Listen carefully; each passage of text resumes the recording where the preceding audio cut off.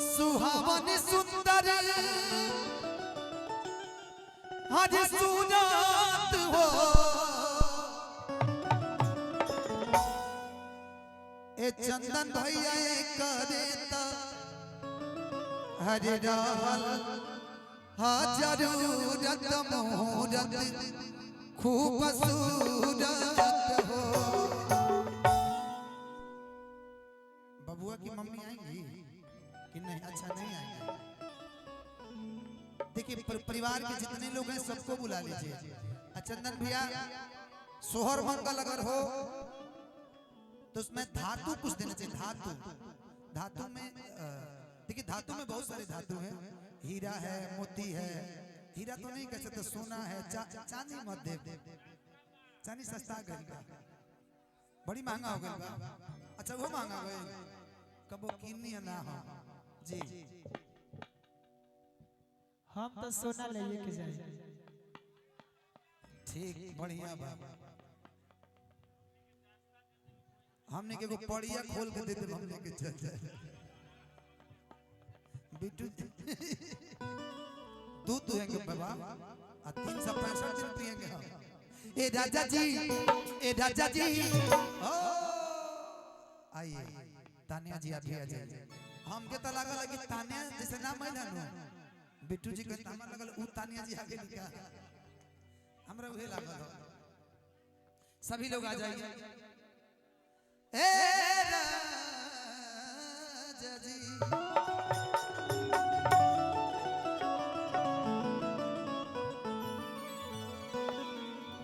पहला बेर जब हम भोजपुरी में बबीता जी के सुननी तब पहले के एगो गाना वायरल भइल। ओकरा बाद जब वायरल गाना के बाद जब हमरा रेंज सुने तो हमार माथा हिल गई। रौरा रेंज के हमर लगता बहुत कमे कलाकार होइल भोजपुरी में। एकरा खातिर रउआ के दिल से अभिनंदन बा। ऐसे ही रउआ पताखा लावल रहिया पर। ए राजा जी, ए राजा जी, ए राजा जी ये करे तरह जरूरत मुहूर्त खूब सूरत हो।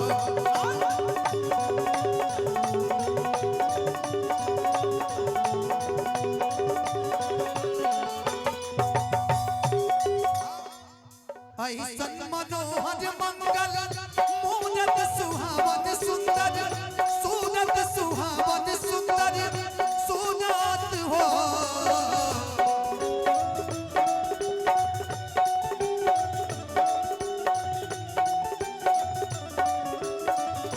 ऐसन मनोहर मंगल मुहूर्त सुहावन सुंदर, सूरत सुहावन सुंदर सूरत हो। अच्छा तन्या जी अरे वो लड़का तो स्वर्ग गवा के बोले हम कनो। हां स्वर्ग गवा के बोले हमरा के गारंटी कर नहीं के। देखिए कहत रही गारंटी थोड़ी बा। हां अच्छा ई तो हमरा पर छोड़ ना दे, हम जब मर्जी तब करा दे भैया। अब कोई ना के बीच में से टिकवाई देन रहो के। ए राजा जी, ए राजा जी, ए राजा जी ये करे तरह जरूरत मुहूर्त खूब सूरत हो।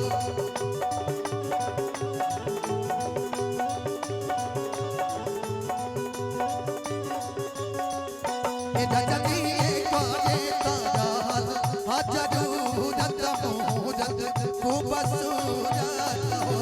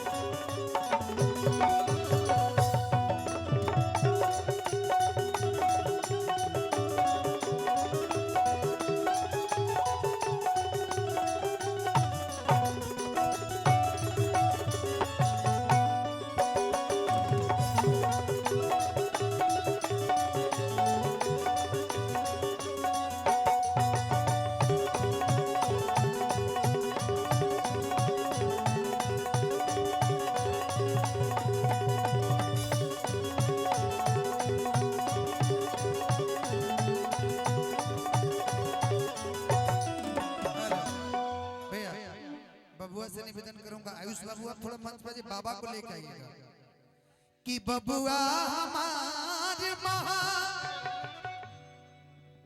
चंदन भैया रौरो खरमास लाग गइल बा हमनी के त लागले बा पूरा कलाकार के खरमास लेकिन रौआ खरमास ना लगे कि बबुआ हमार महा तहार सब कुछ ठीक हो गइल बा सिंदूर लौकता राज होई है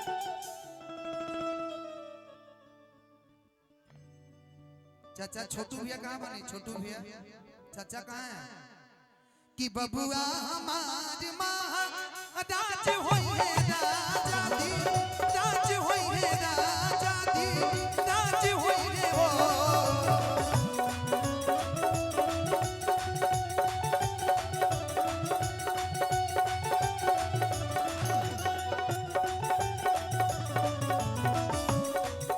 छोटू चाचा से निवेदन था कि छोटू चाचा कहाँ है छोटू चाचा हमारे बात सुनो तो किधर मंच पे आ जाए बबुआ हमारे महाराज होई है राजा दी राज होई है राजा दी राज होई है हो हे लालना चाचा इधर आइए चाचा लेके दिल वाले लग रहा है चाचा दिल वाले के साथ साथ पैसे वाले भी लग रहा है हे लालना हिंद के सितारा ई तसियम हुई है ओह से ऊपर पियम हुई है हो हे लालना हिंद के सितारा ई तसियम हुई है ओह से ऊपर पियम हुई है हो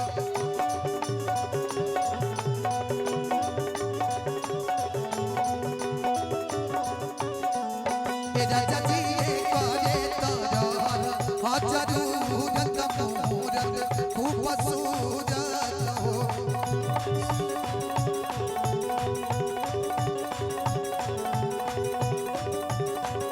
हेलो रुक जाइए एक लाइन और परिवार से भी लोग ना आए ना आपकी मम्मी नहीं है अभी तक तब बुला लीजिए अच्छा वो नहीं आएंगे कोनो बात नहीं धनंजय भैया हाँ जन्मदिन 3 तरीका से अगर अपना से केहू बड़ बा तब पैर छुके अगर जोड़ा पड़ी के बाद ओकरा के पीट पाट के अगर छोट बा तो ओकरा के नचवा के वो हम करते नहीं गलती ना नू ना ना कि बबुआ हमारे महा राज हुई है हरे राजा धी राज होई है हो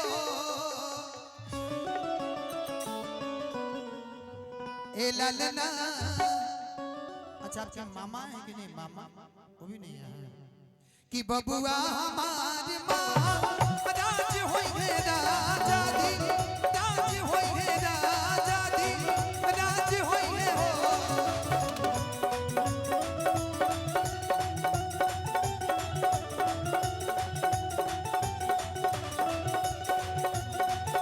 थोड़ा सा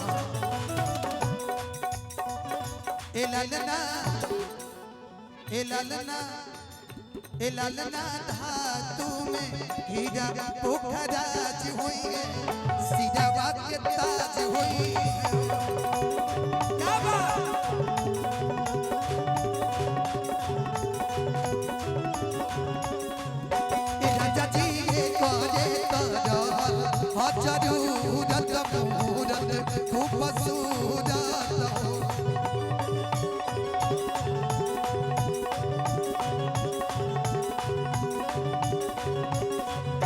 लेकिन बाबा जी थोड़ा सा आप ही आ जाइए दादाजी एक बार जोरदार ताली बजाइए धनंजय शर्मा भैया को चांदी मिल गया ये ब्रेसलेट दादाजी की तरफ से आहा ये आशीर्वाद आपका मिला इसके लिए धातु मिलल धातु धातु मिल गया अब तो हमारा चांदी मिल गई सोना बड़ता जी के मिल जाएगा बहुत बहुत धन्यवाद दादाजी को और पूरे इस परिवार को जिस परिवार ने मुझे इतना प्यार दिया, ऐसन मनोहर मंगल मूरत सुहावन सुंदर, सूरत सुहावन सुंदर सूरत हो।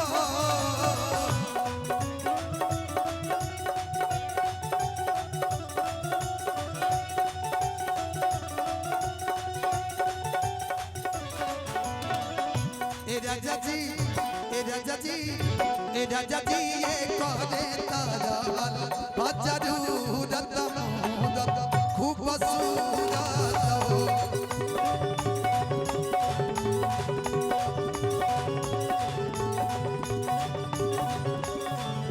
ए राजा जी ये करे तारा जरूरत मूरत खूब सूरत हो। ए राजा जी ये करे तारा